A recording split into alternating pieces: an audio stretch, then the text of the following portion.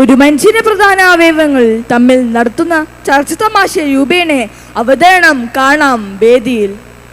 എല്ലാ വർഷവും മുടങ്ങാതെ നടക്കുന്ന ഈ ചർച്ചയിൽ ഞാൻ മാത്രം ആദ്യം എത്തും. ഒരൊറ്റൊരെണ്ണം നേരത്തെ വരില്ല. ഓ, ഞാനാണല്ലോ എല്ലാത്തിൻ്റെയും കേന്ദ്രം. അതിഥികൾ ആരും ഇവിടെയില്ല.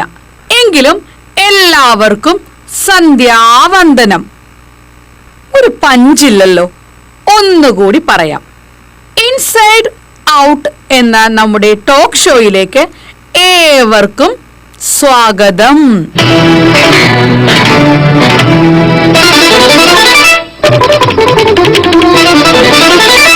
ഓ, ഇപ്പോഴാണ് ഒരു പഞ്ച് വന്നത്. ശരീരം സജീവമായി പ്രവർത്തിക്കാൻ നമ്മെ സഹായിക്കുന്ന ഭാഗങ്ങളെക്കുറിച്ച് സംസാരിക്കാനായി ഒരുക്കിയ വേദിയാണിത്. ഞാൻ നിങ്ങളുടെ ബ്രെയിൻ അഥവാ തലച്ചോർ. ഇന്നത്തെ ചർച്ചയ്ക്ക് എൻ്റെ എല്ലാ ന്യൂറോണുകളെയും ഞാൻ സജീവമാക്കിയിട്ടുണ്ട്. ഇത്രയും സമയമായിട്ടും അതിഥികളെ കാണുന്നില്ലല്ലോ. ബൂം ബൂം ബൂം ബൂം ബൂം ബൂം ബൂം ബൂം. ആരോ എത്തിയല്ലോ. അതേ, ആദ്യമായി എത്തുന്നത് തനിക്കായൊരു താളത്തിൽ താളം പിടിക്കുന്ന ഹൃദയം. ഹൃദയമേ, ബൂം ബൂം ബൂം ബൂം ബൂം ബൂം. എല്ലാം സജീവമാക്കുന്നതിലാണ് എന്റെ ശ്രദ്ധ. ഞാനില്ലെങ്കിലോ എല്ലാവരും തിരമാല കുട്ടികൾ. അയ്യോ, മറന്നുപോയി. ഹൃദയമേ, നല്ല പ്രസ്താവന. പക്ഷേ നീ ഇല്ലെങ്കിൽ ഞാൻ അയക്കുന്ന സിഗ്നലുകളോ? ഇനി നമ്മുടെ അടുത്ത അതിഥി, ഭക്ഷണത്തെ പൂർണ്ണമാക്കുന്ന വിരുദൻ. ആരാണത്? അതേ, ആമാശയം. ഹേയ്, എല്ലാവരും ക്ഷമിക്കുക. ഒന്നും വിഴുങ്ങാത്ത വയറോടെ എനിക്ക് വരാൻ കഴിയില്ല. കാരണം തീർക്കാൻ എനിക്ക് ഇന്ധനം വേണം. ഓ, ഒരു തീറ്ററപ്പായി.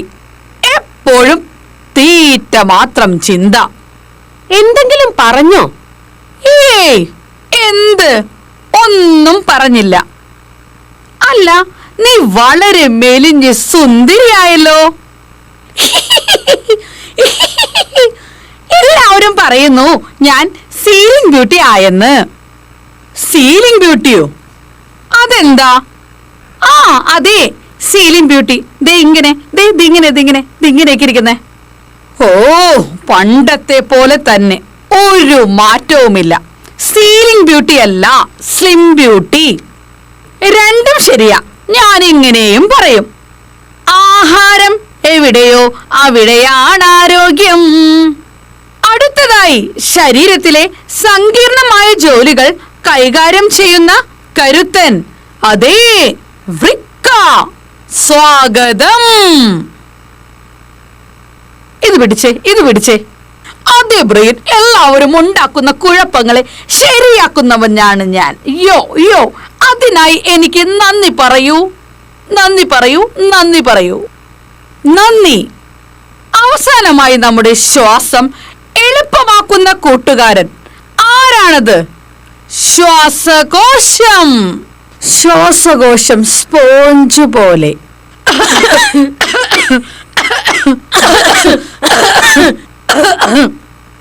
ഹലോ, എല്ലാവരും ദയവായി ഓർമ്മിക്കുക, ആഴത്തിലുള്ള ശ്വാസം എടുക്കാൻ മറക്കരുത്. അത്രയും പ്രധാനമാണത്. നന്ദി ടീം.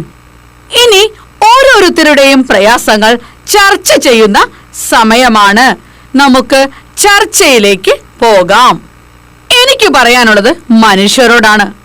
മിനിറ്റിൽ 60 മുതൽ 100 വരെ നിങ്ങൾക്ക് വേണ്ടി നിർത്താതെ സ്വയം ഇടിച്ച് വേദനിക്കുന്ന എന്നെ ചെറിയൊരു പ്രശ്നം വന്നാൽ സ്ത്രീജനങ്ങൾ കൂടുതൽ എന്നെ ആഞ്ഞ് ഇടിച്ച് വേദനിപ്പിക്കുന്നു. എന്തിന് ഞാൻ എന്ത് തെറ്റ് ചെയ്തു? പറ. എന്റെ പ്രശ്നം പാതിരാത്രി വരെയുള്ള ഫുഡ് ഓർഡറുകൾ, പിന്നെ പുളിയും ഗ്യാസുമുള്ള ഭക്ഷണം, ഇങ്ങനെയുള്ള ഭക്ഷണം ദയവായി ഒഴിവാക്കണം. ഒരു കൊക്കോകോള കുടിക്കുന്നതാണ് എന്റെ ഒരു ആശ്വാസം.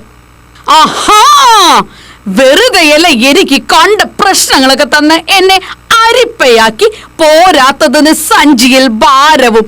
ദേഷ്യം വന്നാൽ ഓരോ കല്ല് വെച്ച് ഓരോരോ കുത്തു കൊടുക്കും ഞാൻ. താങ്കൾ ഉദ്ദേശിച്ചത് കിഡ്നി സ്റ്റോൺ ആണോ? യോ യോ, ഞങ്ങളുടെ ലെവൽ മാറി. യോ യോ, ഞാൻ പിടിക്കാം. വിടൂ. വിടാനല്ലേ പറഞ്ഞേ? എങ്കിൽ പറ. എനിക്കുമുണ്ട് പ്രശ്നം. പുക, മലിനീകരണം. മതി. എനിക്കുമുണ്ട് പ്രശ്നം. എനിക്കും. കലപില. Everyone open your mouth. ഓ, തന്റെ ഒരു ഇംഗ്ലീഷ്.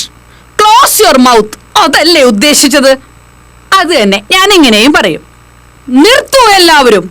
എല്ലാവർക്കും അവരവരുടെ പ്രശ്നങ്ങൾ. ഞാനാണ് എല്ലാം നിയന്ത്രിക്കുന്നത്. നിങ്ങളുടെ എല്ലാ പ്രശ്നങ്ങളും ഞാൻ തന്നെ നോക്കണം. കൂടാതെ നിങ്ങൾ തരുന്ന depression, tension, workload, overtime, ഉറക്കമില്ലായ്മ, എന്നിട്ടും ഞാൻ ശരിയായി പ്രവർത്തിക്കുന്നില്ലേ? എനിക്കുമുണ്ട് ഒരു കാര്യം പറയാൻ. പുതുവർഷം വരുന്നു. കുറെ തീരുമാനങ്ങൾ എല്ലാ കൊല്ലവും ഞങ്ങളെ കൊല്ലാൻ നിങ്ങൾ എടുക്കാറില്ലേ? എന്താണത്? അതേ, റെവല്യൂഷൻ. ഓ, റെവല്യൂഷൻ അല്ല, റെസല്യൂഷൻ. ഇത് ഹൃദയം. ആരോഗ്യകരമായ വ്യായാമം, അത് നിങ്ങൾ കൊടുക്കണം. ഇത് ശ്വാസകോശം. ശുദ്ധമായ വായുവിൽ കഴിയുക, പുകവലി പാടില്ല. ഇത് വൃക്ക. ധാരാളം വെള്ളം കൊടുക്കുക. ഇത് ആമാശയം. ആരോഗ്യകരവും മിതത്വവും വേണം. സമയത്ത് ഭക്ഷണം കൊടുക്കുക.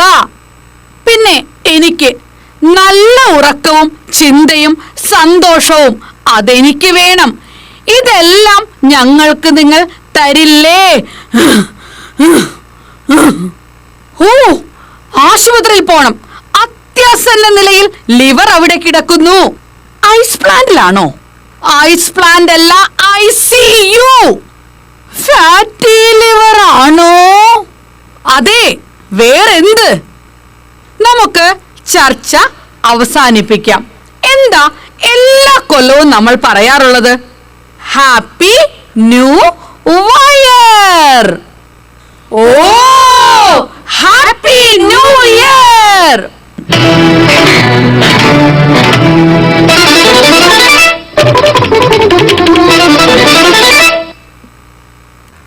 ഏയ്, ഇത് ശരിക്കും പഠിച്ചല്ലോ. ശരീരത്തിലെ അവയവങ്ങൾക്കും ഇത്തിരി കുസൃതി ഉണ്ടെന്ന് ഇപ്പോഴാണ് മനസ്സിലായത്.